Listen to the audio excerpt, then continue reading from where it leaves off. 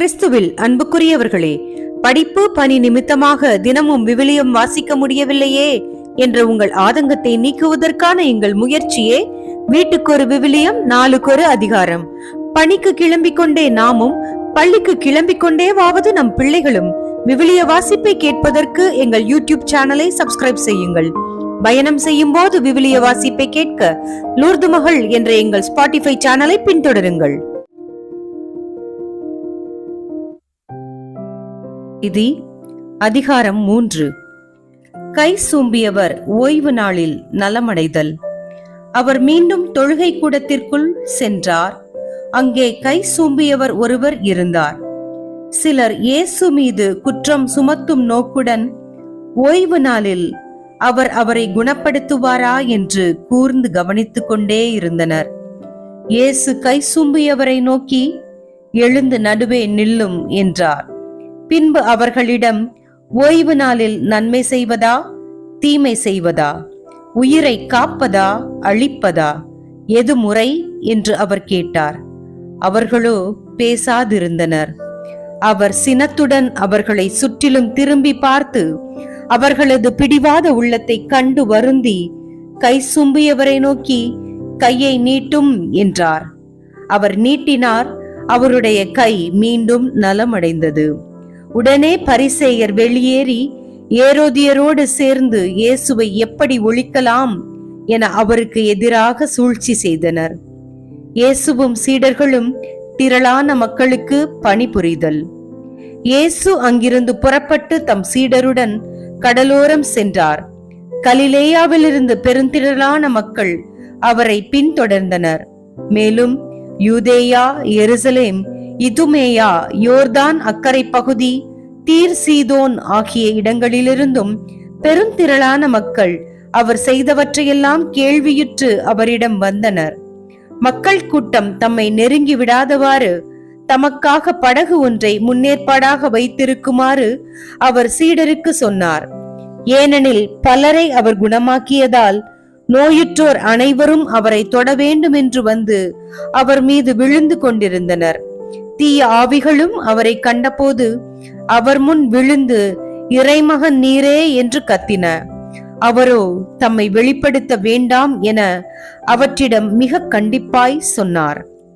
12 அழைத்தல். அதன் பின்பு இயேசு மலை மேல் ஏறி தாம் விரும்பியவர்களை தம்மிடம் வரவழைத்தார்.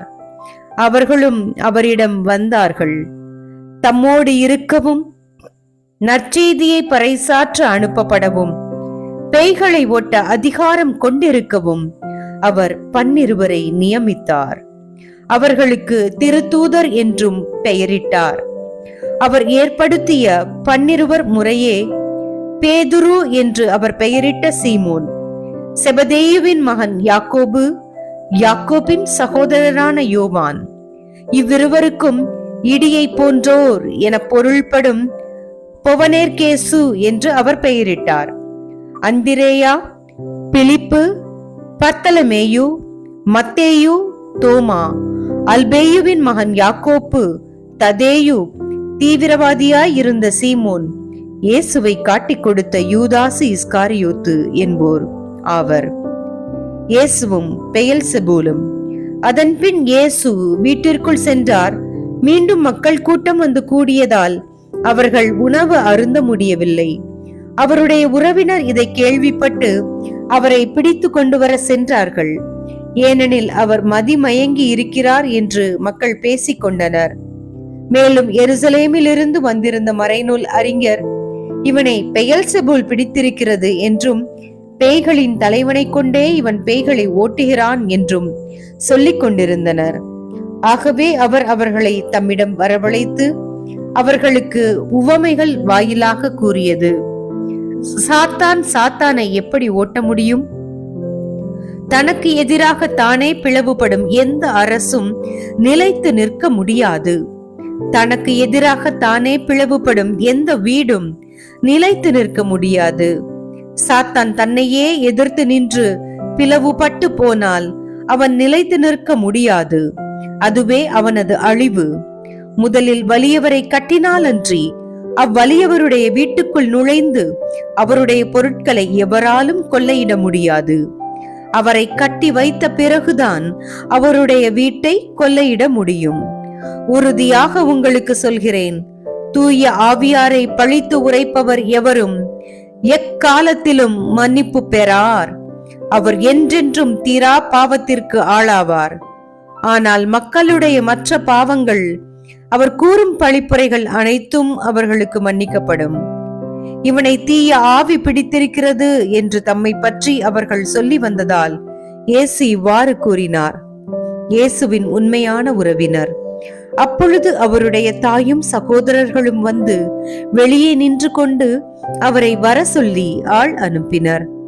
அவரை சூழ்ந்து மக்கள் கூட்டம் அமர்ந்திருந்தது.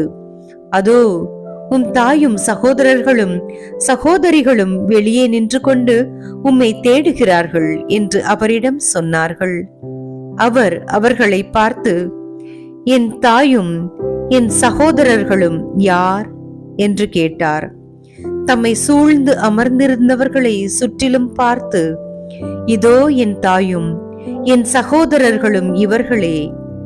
கடவுளின் திருவுளத்தை நிறைவேற்றுபவரே என் சகோதரரும் சகோதரியும் தாயுமாவார் என்றார். கிறிஸ்து வழங்கும் வாழ்வு தரும் நற்செய்தி. கிறிஸ்துவே, உமக்கு புகழ்.